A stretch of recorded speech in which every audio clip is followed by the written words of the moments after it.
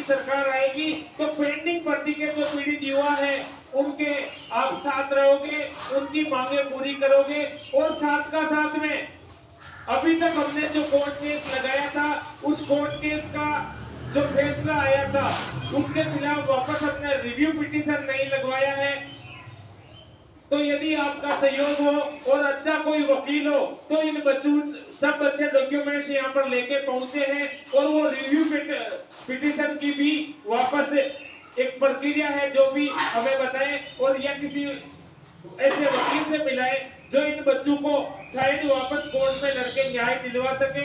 क्योंकि ये युवा अब जब यहाँ पर दिल्ली आए हैं तो ये अब मुझे नहीं लग रहा कि बार बार बुलाने पे फिर से आ जाएंगे, लेकिन इतनी बड़ी संख्या में आना मुश्किल है। तो एक बार इस बार इनको कुछ ना कुछ ऐसा आश्वासन या इनकी प्रक्रिया वापस चाहे कोर्ट के माध्यम से हो कैसे भी हो शुरू होके और ये यहाँ से वापस जाएंगे तो जरूर अगली बार इससे डबल संख्या में युवा पहुंचेंगे। कि पिछली बार जब हमारे साथी गए थे तो उनको कुछ ना कुछ मिला था, क्योंकि यहाँ पर अभी ये युवा आए हैं तो कर्नल साहब ये सिर्फ एक धरना प्रदर्शन करने नहीं आए हैं, इस बार ये कुछ ना कुछ यहाँ से लेके जाने के लिए आए हैं।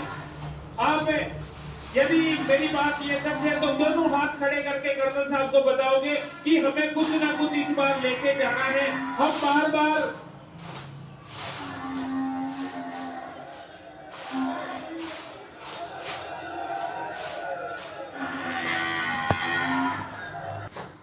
बच्चे आपसे बोल नहीं पाते और मैं आपको बोल रहा हूं क्योंकि बच्चे हमारे एक छोटे से कहने से मैं लगातार देख रहा हूं 3 साल से मेरे से जुड़े हुए हैं और दिल से जुड़े हुए हैं और इन बच्चों की ये पीड़ाएं देख के आंखों में आंसू आ जाते हैं कि खास इन बच्चों को वर्दी मिल जाए। तो इसके लिए हम संघर्ष कर रहे हैं। तो साथ का साथ हम चाहेंगे कि आपकी पार्टी भी हमारे साथ में बैठ के सड़क पे बैठ के संघर्ष करें, क्योंकि ये संघर्ष ये बच्चे तभी कर पाएंगे जब इनको कोई एक बड़ा सहयोग मिलेगा। क्योंकि आपकी पार्टी का पिछली बार जो सहयोग मिला तो हमारी बात नेशनल मीडिया तक पहुंची और ये बात अब नेशनल मीडिया से हमें अपने हक दिलवाने तक पहुंचनी है, उसमें आपका पूरा सहयोग चाहिए होगा। जब आप इन बच्चों को इन युवाओं को हक दिलवा दोगे तो मैं आपसे प्रॉमिस कर दूंगा कि अगली बार जब चुनाव होंगे तो ये युवा रात दिन आपके लिए सड़कों पर उतरने को, इनके माता पिता सारे लोग उतरने को तैयार है। लेकिन इन युवाओं के कुछ समस्याएं हैं अभी दिल्ली में रहने के लिए। एक तो आप कोशिश करो कि हमें जंतर मंतर पर और परमिशन मिल जाए, वो चाहे 2 दिन बाद ही मिले, और एक बच्चों के कहीं पे रहने करने की खाने की हमें जरूरत नहीं, क्योंकि इन बच्चों को खाने की कोई जरूरत नहीं है। ये यहाँ पे खाने के लिए नहीं आए, ये यहाँ पे अपनी फौज की वर्दी वापस लेने के लिए आए। तो आप सिर्फ रहने की कहीं एक हॉल की व्यवस्था हो जाए तो बच्चे दर की ठोकरें नहीं खाए दिल्ली की सड़कों पे। ओढ़ने की भी जरूरत नहीं, ओढ़ने की ये सब साथ में लेके आए हैं। कहीं खाली हॉल मिल जाए तो वहां पे रुक जाएंगे और 2 दिन बाद, 3 दिन बाद, 4 दिन बाद जब भी परमिशन मिलेगी तो इस जंतर मंतर पर वापस अपने डेरे गाड़ देंगे।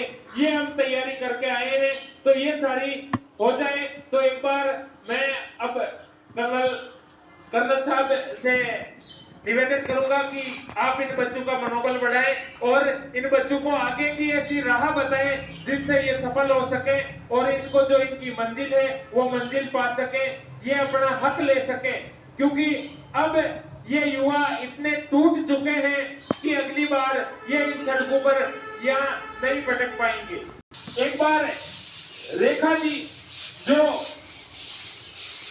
युवाओं के जोश के लिए पिछली बार भी काफी अच्छे शब्द बोले थे और हमारे इस हक की लड़ाई में ये बिना बुलाए आए हैं। और मैं कहता हूं जिनका जमीर जिंदा होता है उनको बुलाने की जरूरत नहीं होती। ये एक नारी होते हुए आज आगे बढ़ के जंतर मंतर पर आए हैं। तो सभी जो ये मीडिया के माध्यम से आवाज पहुंच रही है उन सैकड़ों जो हिजड़े हैं उन तक भी पहुंचा दो कि ये समय आ गया है आपके बाहर निकलने का। धन्यवाद आपका। वक्त की सुइयों को पकड़ के रखता है, वक्त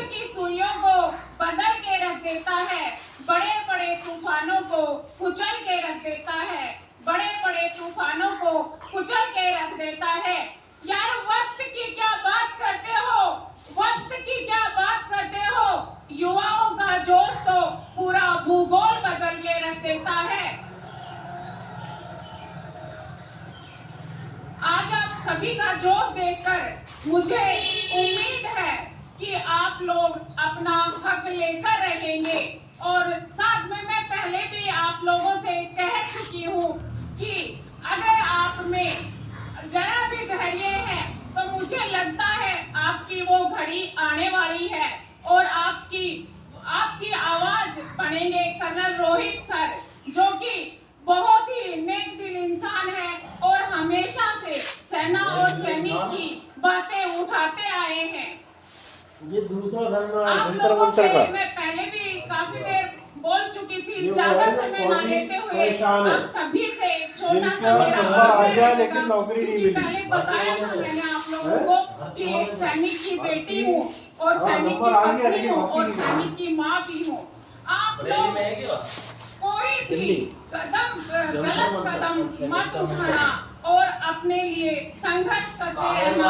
नौकरी आज नहीं तो कल इस सरकार को देनी पड़ेगी और मोदी सरकार को आप लोगों के सामने अपने घुटने टेकने पड़ेंगे। अब इतनी बड़ी बात कह दी, इसे भाड़ों को कोई नहीं उठाता कि मैं हिंदुओं को सुन कह दो। रही थी कुछ युवाओं की पीड़ा, ऐसे प्रतीत हो रहा था कि इन युवाओं की सांसें बंद होती नजर आ रही है। लेकिन आप लोगों को मैं आपकी बहन और माँ समान आप लोगों को ये कहना चाहूंगी कि आप किसी भी परिस्थिति का डट कर मुकाबला करना और अपनी नौकरी हासिल करके रहोगे, लेकिन आप धैर्य बनाकर रखना। आप सभी लोगों को मेरा धन्यवाद। मतलब इससे क्या होगा? हाँ? दरारों में हेलो, हल्की फुल्की आप सभी दरारें के बीच एक अंकल है जो बिहार से चल के आए हैं। ये अपना विचार आप सभी के बीच रखेंगे।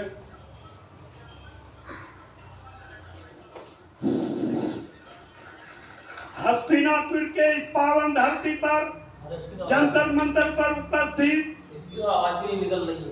देश के पूर्व सेना अधिकारीगण, आर्मी भर्ती से वंचित नौजवान साथियों, दोस्तों, यह जो आंदोलन आप लोग लेकर के आए हैं, वहां से लेकर आए हैं जो धरती से महात्मा गांधी ने आंदोलन चलाया था बिहार के चंपारण भितियारवा से, वही धरती है जो गोरेगांव वालों को सता उखाड़ दिया था।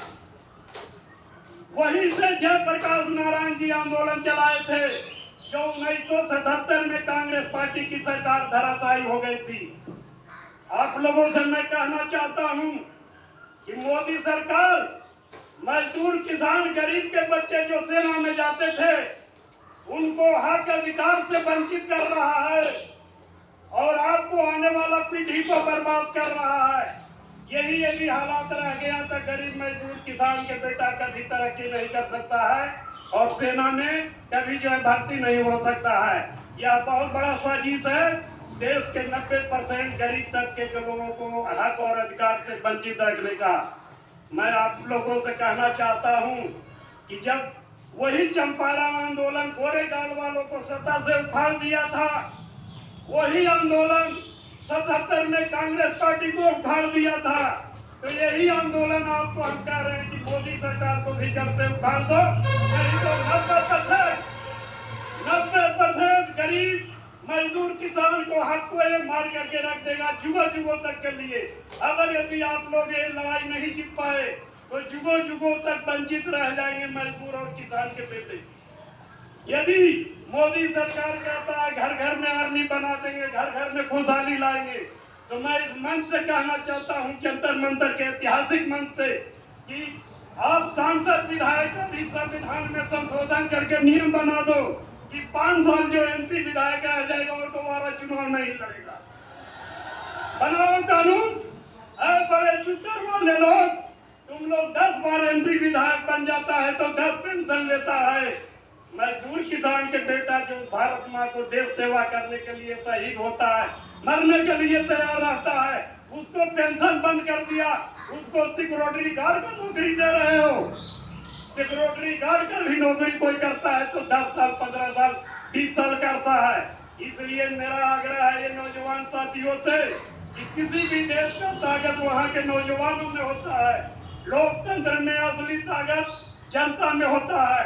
यही यदि हालात रहा, ये केंद्र की सरकार नहीं झुकता है तो आने वाला 2024 में 1.5 लाख जो नौजवान साथी नौकरी से वंचित हैं, वो एकजुट होकर के घर घर प्रचार करो कि इस गूंगी बहरी सरकार को भाग देना है। जो गरीब विरोधी सरकार है उसकी सत्ता को खाड़ देना है। केवल इन लोग घोषणा करते हैं, नारा देते हैं सबका साथ सबका विकास, मगर मजदूर और किसान गरीब तो आज भी वही तो वही है। 73-77 साल आजादी के हो गया, ये बड़े चुतर वाले 5 साल MP विधायक बन जाते हैं तो अरबपति खरबपति बन जाते हैं। आज भी हिंदुस्तान के अंदर 35 करोड़ लोग भूखा सोता है, मगर यही बड़े चुतर वालों के घरों में कुत्ते मटन और चिकन खाते हैं। करोड़ों करोड़ रुपए के कुत्ते पालते हैं, इनके सुरक्षा व्यवस्था में करोड़ों रुपए खर्च हो रहा है। इसलिए मेरा आग्रह है कि नौजवानों का आंदोलन भारत देश में जब जब हुआ है तब तक जो है बहुत बड़ा क्रांति हुआ है और परिवर्तन हुआ है। इसलिए लास्ट में हम आपको कहना चाहते हैं कि एकजुट होकर के 24 के चुनाव में इस सरकार को जवाब देना है। या तो आप लोग को नौकरी दे या तो जो है इस सरकार को उखाड़ फेंकना है जो है। इसी के साथ हम अपना वक्तव्य समाप्त करते हैं। जय हिंद, जय भारत, जय जवान, जय नौजवान।